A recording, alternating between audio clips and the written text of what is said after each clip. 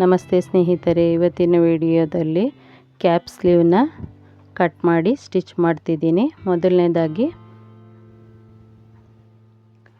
ಈ ರೀತಿ ತ್ರಿಕೋನಾಕಾರದಲ್ಲಿ ಬಟ್ಟೆನ ಇಟ್ಕೊಂಡಿದ್ದೀನಿ. ಎಕ್ಸ್ಪೆಂಡ್ ಆಗುತ್ತೆ ಅನ್ನೋದಕ್ಕೋಸ್ಕರ ಈ ರೀತಿ ಇಟ್ಕೊಂಡಿರೋದು. ಆನಂತರ 3 ಇಂಚು ಉದ್ದ ಹಾಗೆಯೇ 7 ಇಂಚು ಅಗಲ ಬರೋ ಥರ ಇಟ್ಕೊಂಡು ಈ ರೀತಿ ಕಟ್ ಮಾಡ್ಕೊಂಡಿದ್ದೀನಿ. ಲೈನಿಂಗ್ ಇದು.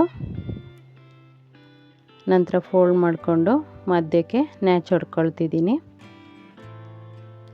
ಬಟ್ಟೆನೂ ನೋಡಿ ಉಲ್ಟಾದಲ್ಲಿ ಫೋಲ್ಡ್ ಮಾಡ್ಕೊಂಡಿದ್ದೀನಿ.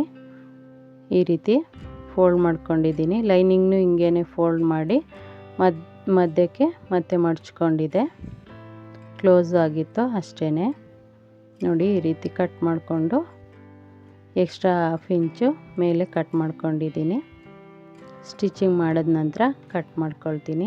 ಮಧ್ಯಭಾಗಕ್ಕೆ ಒಂದು ನ್ಯಾಚ್ ಹೊಡ್ಕೊಂಡು ಇದನ್ನು 2 ಸ್ಲೀವ್ದನ್ನು ಮಧ್ಯಭಾಗಕ್ಕೆ ಓಪನ್ ಮಾಡ್ಕೊಳ್ತಿದ್ದೀನಿ.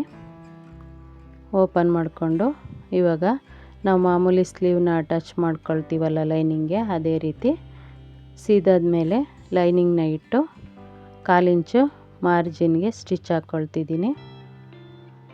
ಈ ರೀತಿ ಸ್ಟಿಚ್ ಹಾಕ್ಕೊಳ್ತಿದ್ದೀನಿ 2 ಸ್ಲೀವ್ಗಳನ್ನು. ಸೀದಾದ ಮೇಲೆ ಲೈನಿಂಗ್ನ ಇಟ್ಕೊಂಡಿದ್ದೀನಿ.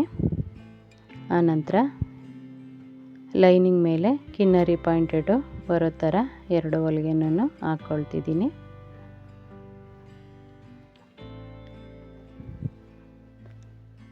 ಈ ರೀತಿ ಕಿನ್ನರಿ ಹಾಗೆ ಪಾಯಿಂಟೆಡ್ ಸ್ಟಿಚ್ನ ಹಾಕ್ಕೊಳ್ತೀನಿ. ಹಾಕೊಂಡ ನಂತರ 2 ಸ್ಲೀವ್ಗೆ ಕಿನ್ನರಿ ಪಾಯಿಂಟೆಡ್ ಹಾಕೊಂಡ ನಂತರ ಮೇಲ್ಭಾಗದಲ್ಲಿ ಅಟ್ಯಾಚ್ ಮಾಡ್ಕೊಳ್ತೀನಿ.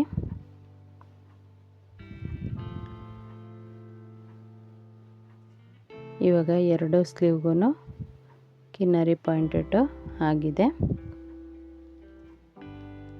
ಇವಾಗ ಲೈನಿಂಗ್ ಅಳತೆಗೆ ಕರೆಕ್ಟಾಗಿ ಮೇಲ್ಭಾಗದಲ್ಲಿ ಸ್ಲೀವ್ನ ಅಟ್ಯಾಚ್ ಮಾಡ್ಕೊಳ್ತೀನಿ.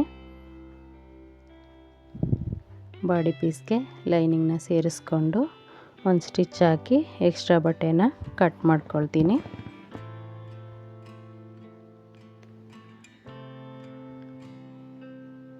ಈ ರೀತಿ 2 ಸ್ಲೀವ್ಗೂ ಸ್ಟಿಚ್ನ ಹಾಕ್ಕೊಳ್ತಿದ್ದೀನಿ.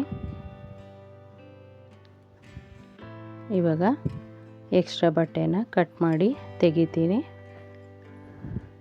ಬಾಡಿ ಪೀಸು ಎಕ್ಸ್ಟ್ರಾ ಕಟ್ ಮಾಡ್ಕೊಂಡಿದ್ನಲ್ವ, ಅದನ್ನು ಕಟ್ ಮಾಡಿ ತೆಗೆದು ಆನಂತರ ರೆಡಿಯಾಗಿರುವಂಥ ಬಾಡಿ ಪೀಸ್ಗೆ ಸ್ಲೀವ್ನ ನಾವು ಮಾಮೂಲಿ ಸ್ಲೀವ್ ಯಾವ ರೀತಿ ಅಟ್ಯಾಚ್ ಮಾಡ್ಕೊಳ್ತೀವೋ ಅದೇ ರೀತಿ ಅಟ್ಯಾಚ್ ಮಾಡ್ಕೊಳ್ಳೋದು. ತುಂಬಾ ಚೆನ್ನಾಗಿರುತ್ತೆ ಇದು, ಒಳ್ಳೆ ಲುಕ್ ಇರುತ್ತೆ.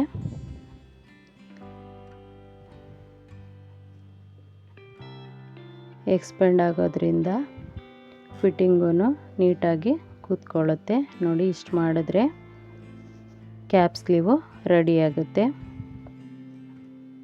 ಒಮ್ಮೆ ಟ್ರೈ ಮಾಡಿ ನೋಡಿ ಸ್ನೇಹಿತರೆ. ಧನ್ಯವಾದಗಳು.